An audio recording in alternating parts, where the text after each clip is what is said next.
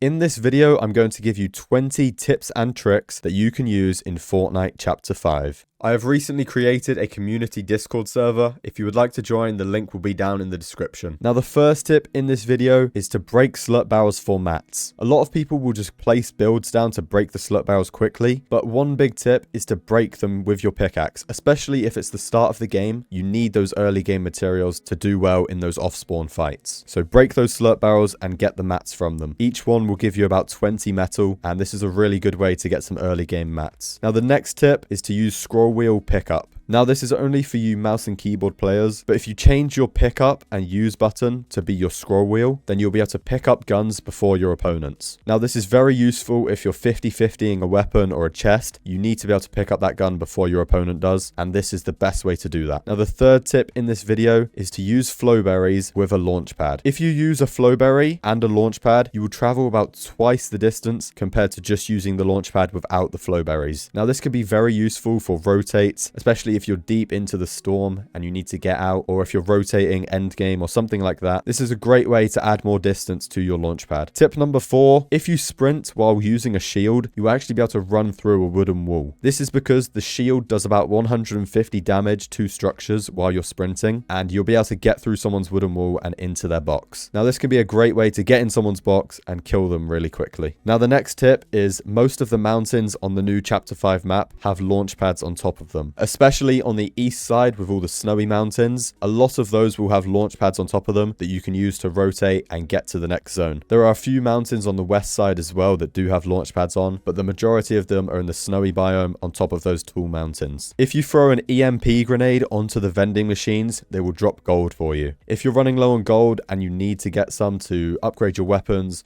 or buy some meds off of the AIs, then definitely use this trick. It will give you a good amount of gold that you can then use to buy things with. The next tip is that the grapple blade negates fall damage. This means that if you're falling and you grapple onto something, you will not take any fall damage. This can be very useful if you're in a build fight and you get chopped out, or if you fall off of a high building or a mountain. Just grapple onto something and you'll be perfectly fine. Now, the next tip is probably one that a lot of you don't even know, and that is that the new ARs are not hit scan anymore. Now, if you don't know what hit scan is, it's where if you would shoot a bullet with an AR in the old seasons, it would just teleport and hit them instantly wherever your crosshair was. But now in the new season, these ARs aren't hit scan. They have bullet drop off and the bullet travel time, which means they now shoot like the snipers do, where you have to aim slightly above someone if they're really far away, and the bullets take like a second or so to get to them. This also makes it a lot harder to shoot people far away or if they're gliding through the sky. The next tip is to use slurp barrels instead of your shields. A lot of the places on this new map have slurp barrels or slurp trucks, so make sure to use those and save your actual shields for later on in the game. The next tip is to stack flowberries and use them to rotate in your end game. If you pop a flowberry, you can sprint and jump quite far, and this can be a great way to rotate through those later zones, especially if you're in a more stacked lobby and you need to get through those moving zones. This is a great way to rotate, and if you don't have a grapple blade, you should definitely be carrying those flowberries. Did you know you can actually use 6 medkits in a 10-tick storm now? This is because of the new heal feature, where your medkits will slowly add health to you. It's not just one big 100 health after the 10 seconds of using it. So if you're in a 10-tick storm right at the end of the game, you can actually pop 6 medkits before you die. This is a great trick to use if you're in a tournament, especially those solo victory cups, where a lot of those games do go to heal off. Make sure you're holding lots of medkits in those stacked lobbies where it will go to heal off. Now, this next tip isn't anything new, but if you want to edit a wall that is far away from you, all you have to do is hold out your building blueprint, and you'll be able to edit these walls that are further away that you wouldn't normally be able to do if you had your gun or your pickaxe out. This can be very useful if you're in a box fight and you take your opponent's wall from far away. You'll be able to edit it really quickly and get a shot on them. Make sure to use my creator code in the item shop. Once we hit 100 users, I'll be doing a V-Bucks giveaway. Now, my next piece of advice is for all you players who like to play on height. If you're in those final zones and you're on height, you should skybase a bit. Now, not all the way up like a stupid skybase, but you should definitely stay quite a few layers above second height. And the reason you want to stay way higher than second height is so that they can't grapple up onto your builds. And don't even worry about getting shot out, because if you do get shot down, all you have to do is grapple onto some building below you and you'll take 0 full damage. If you're carrying the new medallions this season, you don't need to hold any shields, and you can use those extra slots to hold your white heals, like your medkits, especially if you're playing for heal off. This is because with the new medallion, your shield will just charge up over time and you don't need to hold any shield potions yourself. Shockwaves aren't actually in tournaments this season, however they are in ranked. So if you're playing ranked and you want to practice for your tournaments, I would suggest not carrying those shockwaves and just carrying the loadout that you will actually play the tournaments with. If you land at this location on the map and follow the loot path that I'm doing right now, you'll be able to get full shield and a loadout in like 10 seconds of you landing. This is a great way to get a full loadout and shield really fast to be able to push people and get those early game kills. If you see these gold circles on the map, it's because a player in that circle actually has a medallion on them. There's a new mechanic in this season where you can double jump up these walls. If you hold down your mantle button, you'll be able to double jump and keep going up these walls. You can do it as many times as you want, and you can even go all the way up to the height limit if there's enough walls to climb. This loadout that I'm using right now on screen, this is the best loadout for this new season. If you have the medallion, you can swap out some of these shields for medkits or any other sort of weapon that you like.